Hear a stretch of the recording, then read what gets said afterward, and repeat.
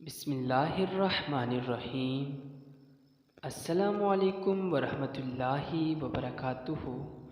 پیارے اور معزز ناظرین، اللہ تعالیٰ اور اس کے پیارے رسول حضرت محمد صلی اللہ علیہ وآلہ وسلم سیدنا امام حسین علیہ السلام سے محبت کرتے ہیں اور اہل بیت رسول صلی اللہ علیہ وآلہ وسلم کے حبیدار کو محبوب رکھتے ہیں، جبکہ دشمنان آل رسول صلی اللہ علیہ وآلہ وسلم مقہور ہیں۔ ویسے کہاوت مشہور ہیں، جیسا کرو گے ویسا بھرو گے۔ یہ کہاوت حقیقت کا روپ تب دار لیتی ہے جب عبد الملک کے زمانہ خلافت میں کوفہ پر مختار ابن عبید ثقفی کو تسلط حاصل ہوا۔ اس نے کہا، میں قاتلان امام حسین سے ایک کو بھی دنیا میں چلتے پھرتے نہیں رہنے دوں گا۔ اگر میں ایسا نہ کروں تو مجھ پر اللہ اور اس کے رسول صلی اللہ علیہ وآلہ وسلم کی لعنت ہو۔ پھر اس نے لوگوں سے کہا کہ مجھے ہر اس شخص کا نام و پتہ بتاؤ جو حضرت امام حسین رضی اللہ تعالیٰ عنہ کے مقابلے میں کربلا گیا تھا۔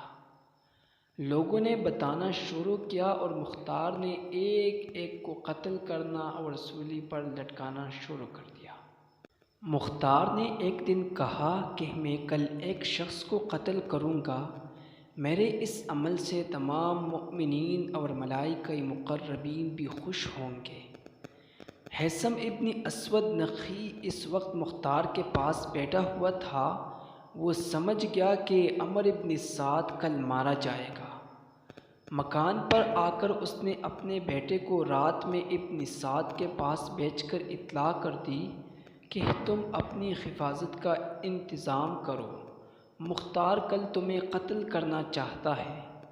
مگر مختار چونکہ اپنے خروج کی ابتدائی زمانے میں ابن سعد سے نہایت ہی اخلاق کے ساتھ پیش آتا تھا، اس لیے اس نے کہا، مختار ہمیں نہیں قتل کرے گا۔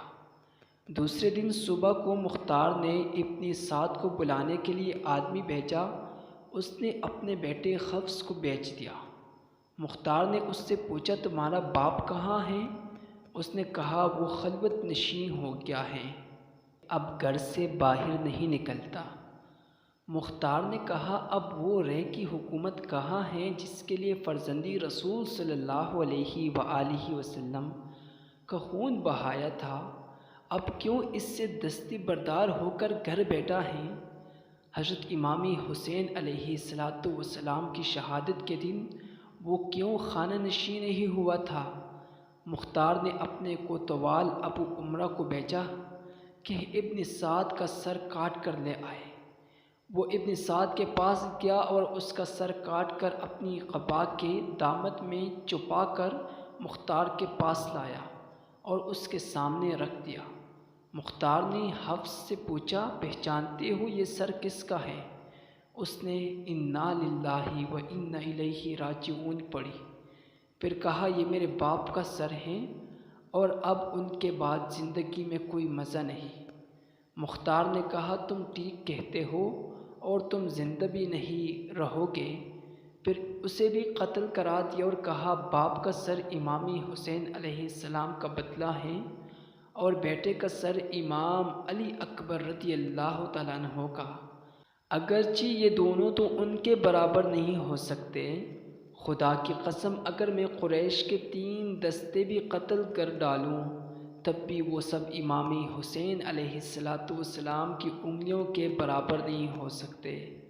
پھر مختار نے دونوں کے سر حضرت محمد ابن حنفیہ رضی اللہ تعالیٰ عنہ کے پاس بیچ دے۔ خولہ ابن یزید وہ بدبخت انسان ہے جس نے امام علی مقام امام حسین علیہ السلام کے سری انور کو جسمی اقدس سے جدا کیا تھا۔ مختار نے اپنے کوتوال ابو عمرہ کو چند سپاہیوں کے ساتھ اس کی گرفتاری کے لیے بھیجا۔ ان لوگوں نے آ کر خولہ کے گھر کو گھیر لیا۔ جب اس بدبخت کو معلوم ہوا تو وہ ایک کوٹری میں چھپ گیا اور بیوی سے کہہ دیا کہ تم لاعلمی کا اظہار کر دینا۔ کوتوال نے اس کے گھر کی تلاشی کا حکم دیا۔ اس کی بیوی باہر نکل آئی۔ اس سے پوچھا گیا کہ تمہارا شوہر کہاں ہے؟ چونکہ جس وقت سے خولہ حضرت امام حسین علیہ السلام کا سر لایا تھا وہ اس کی دشمن ہو گئی تھی، اس لیے اس نے زبان سے تو کہا مجھے معلوم نہیں وہ کہاں ہے، مگر ہاتھ کے اشارے سے اس کے چھپنے کی جگہ بتا دی۔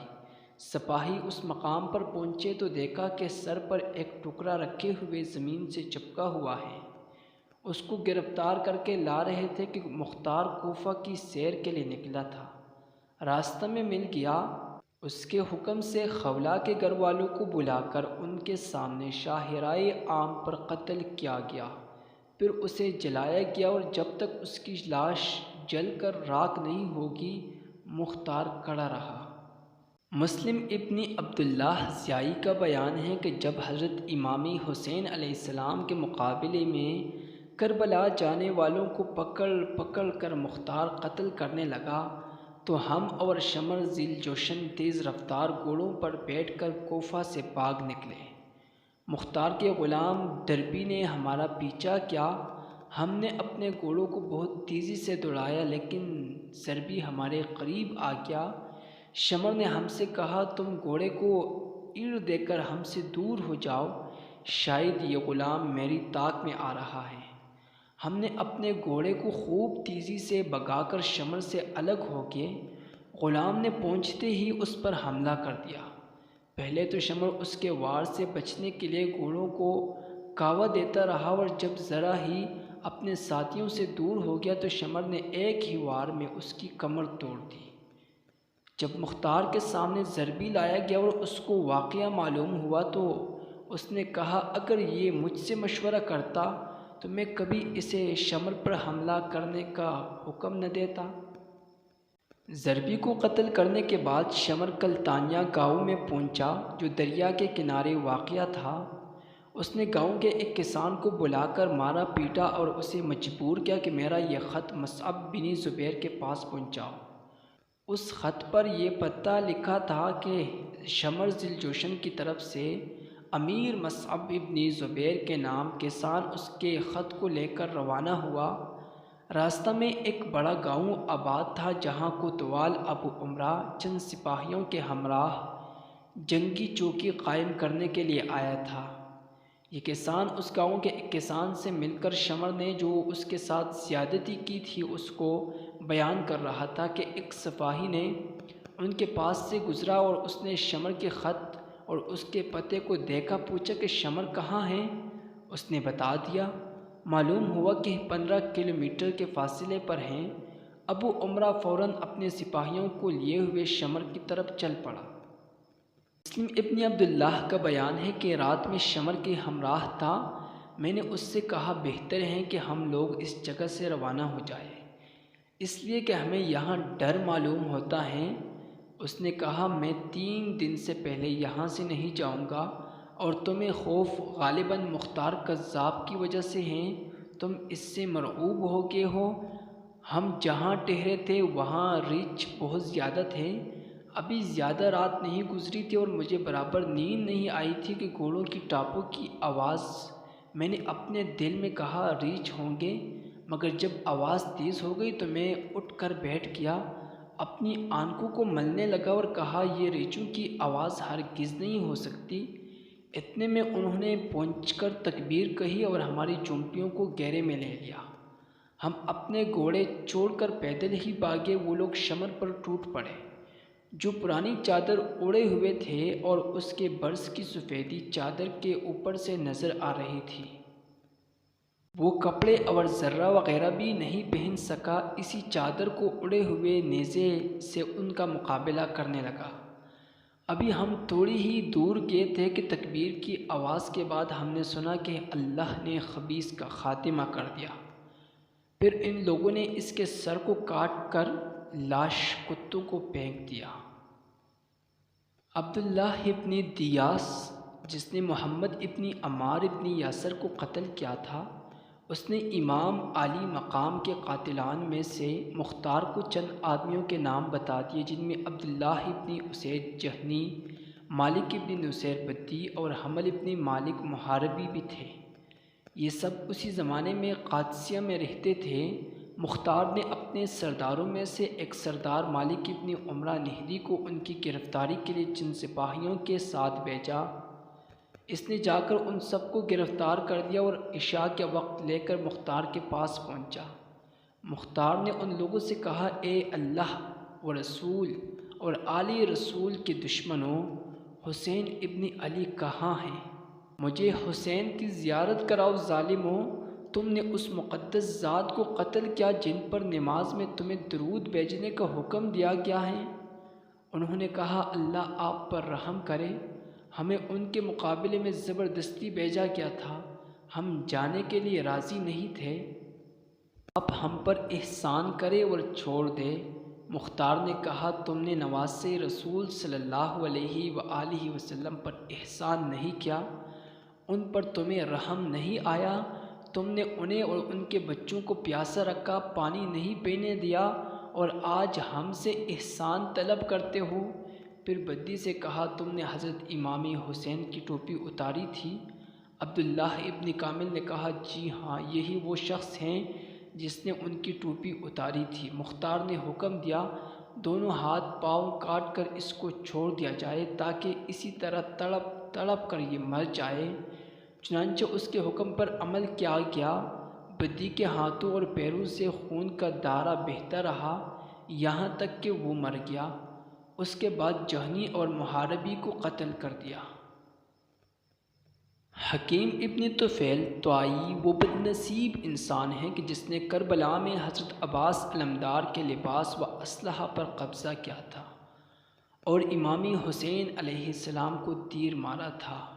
مختار نے عبداللہ ابن کامل کو اس کی گرفتاری کے لیے چند سپاہیوں کے ساتھ بھیجا۔ وہ پکڑ کر اسے مختار کی طرف چلا۔ حکیم کے گھر والے عدی ابن حاتم کے پاس فریادی ہوئے کہ آپ مختار سے سفارش کر کے اس کو چھڑا دیں۔ مختار عدی کی بہت قدر کیا کرتا تھا، وہ سفارش کے لیے مختار کے پاس پہنچ گئے۔ وہ عدی کے ساتھ عزت سے پیش آیا اور انہیں اپنے پاس بٹھایا۔ عدی نے اپنے آنے کی غرض بیان کی۔ مختار نے کہا، اے ابو ذریف، کیا آپ قاتلان امام حسین علیہ السلام کے لیے بھی سفارش کرتے ہیں؟ انہوں نے کہا، حکیم پر جھوٹا الزام لگایا گیا ہے۔ مختار نے کہا، اچھا تو ہم اسے چھوڑ دیں گے۔ سپاہیوں کو راستہ میں معلوم ہوا تھا کہ عدی مختار کے پاس حکیم کی سفارش کے لیے کیے ہیں۔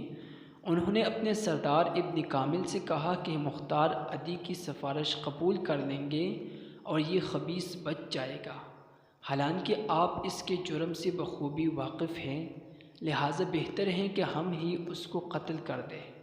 ابن کامل نے انہیں اجازت دے دی۔ وہ لوگ حکیم کو ایک گھر میں لے گئے اور اس کی مشقیں بندھی ہوئی تھی، اسے ایک جگہ کھڑا کیا اور کہا، تو نے حضرت عباس ابن علی کے کپڑے اتارے تھے، ہم تیری زندگی ہی میں تیرے سارے لباس اتارتے ہیں۔ چنانچہ ان لوگوں نے اسے بالکل ننگا کر دیا۔ پھر کہا، تو نے حسین کو تیر مارا تھا، ہم بھی تجھے تیروں کا نشانہ بناتے ہیں۔ یہ کہہ کر انہوں نے تیروں سے مار مار کر اس کو ہلاک کر دیا۔ ابن کامل نے آ کر مختار کو حکیم کے قتل کی اطلاع دی۔ مختار نے کہا، میرے پاس لائے بغیر تم نے اسے کیوں قتل کر دیا؟ دیکھو، یہ عدی اس کی سفارش کے لیے آئے ہیں اور یہ اس بات کے اہل ہیں کہ ان کی سفارش قبول کی جائے۔ ابن کامل نے کہا، آپ کی سپاہی میری بات نہیں مانے، تمہیں مجبور ہو گیا۔ عدی نے کہا، اے دشمن خدا، تو جھوٹ بولتا ہے، تو نے جانا کہ مختار میری سفارش قبول کر لیں گے، اس لیے تو نے اسے راستہ ہی میں قتل کر دیا، اس کے علاوہ اور تجھے کوئی خطرہ نہیں تھا۔ ابن کامل بھی عدی کو جواب میں برا بلا کہنا چاہتا تھا، مگر مختار نے انگلی اپنے منہ پر رکھ کر اسے خاموش رہنے کی ہدایت کی۔ عدی مختار سے خوش اور ابن کامل سے ناراض ہو کر چلے آئے۔ بنی صدا کا ایک بدبخت جس کا نام عمرو بن دبیخ تھا، وہ کہا کرتا تھا کہ میں نے امام حسین علیہ السلام کے ساتھیوں کو تیر سے زخمی کیا ہے، مگر کسی کو قتل نہیں کیا ہے۔ سب لوگوں کے سو جانے کے بعد مختار نے اس کی گرفتاری کے لیے سپاہیوں کو روانہ کیا۔ جب وہ ابن دبیغ کے مکان پر پہنچے تو وہ اپنے چھت پر بے خبر سو رہا تھا اور اس کی تلوار اس کے سرہانے رکھی تھی۔ سپاہیوں نے اسے گرفتار کر لیا اور اس کی تلوار پر قبضہ کر لیا۔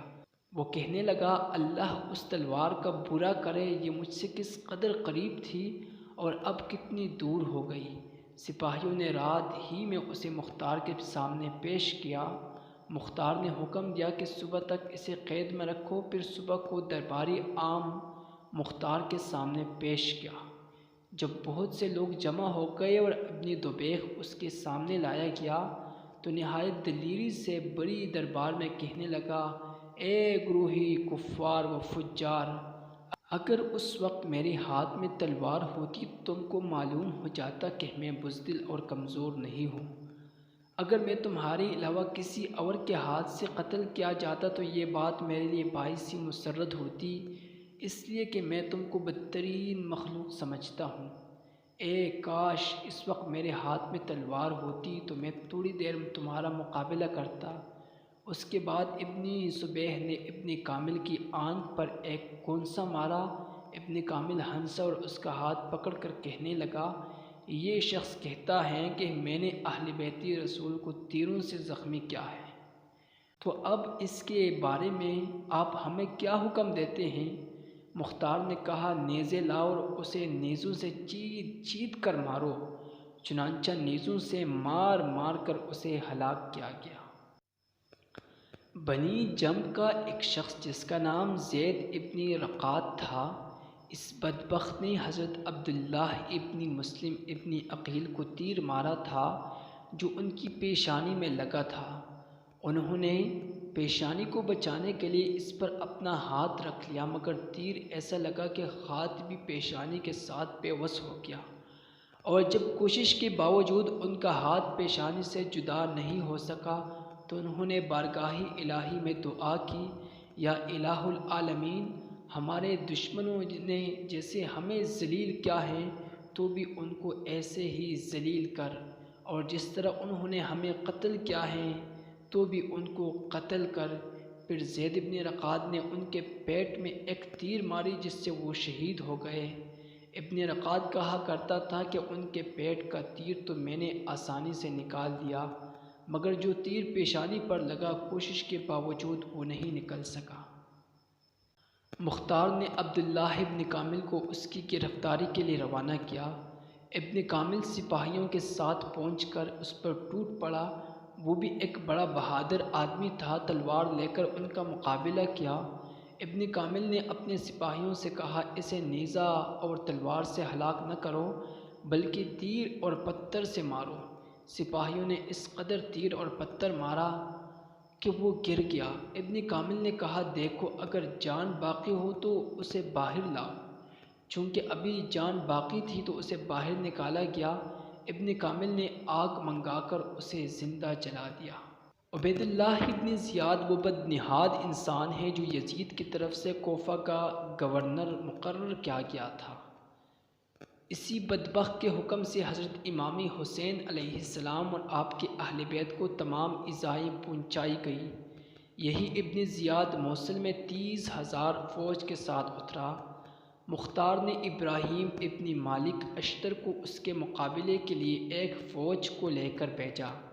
موصل سے تقریباً 25 کلومیٹر کے فاصلے پر دریائے فرات کے کنارے دونوں لشکروں میں مقابلہ ہوا اور صبح سے شام تک خوفناک جنگ رہی۔ جب دن ختم ہونے والا تھا اور آفتاب قریب غروب تھا، اس وقت ابراہیم کی فوج غالب آ گئی۔ ابن زیاد کو شکست ہوئی اور اس کی ہمراہی بھاگے۔ ابراہیم نے حکم دیا کہ فوج مخالف میں سے جو ہاتھ آئے اس کو زندہ نہ چھوڑا جائے۔ چنانچہ بہت سے ہلاک کیے گئے۔ اسی ہنگامہ میں ابن زیاد بھی فرات کے کنارے محرم کی 10ویں تاریخ 67 ہجری میں مارا گیا اور اس کا سر کاٹ کر ابراہیم کے پاس بھیجا گیا۔ ابراہیم نے مختار کے پاس کوفہ میں بھجوایا۔ مختار نے دارالامارات کوفہ کو آراستہ کیا اور اہل کوفہ کو جمع کر کے ابن زیاد کا سری ناپاک اسی جگہ رکھوایا جس جگہ اس مغرور حکومت و بندہ دنیا نے حضرت امامی حسین علیہ السلام کا سری مبارک رکھا تھا۔ مختار نے اہل کوفہ کو خطاب کر کے کہا، اے اہل کوفہ، دیکھ لو کہ امام حسین علیہ السلام کے خونی ناحق نے ابن زیاد کو نہ چھوڑا۔ آج اس نامراد کا سر اسی ذلت و رسوائی کے ساتھ یہاں رکھا ہوا ہے۔ 6 سال ہوئے ہیں، وہی تاریخ ہیں، وہی جگہ ہیں۔ خداوند عالم نے اس مغرور فرعونی خصال کو ایسی ذلت و رسوائی کے ساتھ ہلاک کیا۔ اسی کوفہ اور اسی دارالامارت میں اسے بے دین کے قتل و ہلاک پر جشن منایا جا رہا ہے۔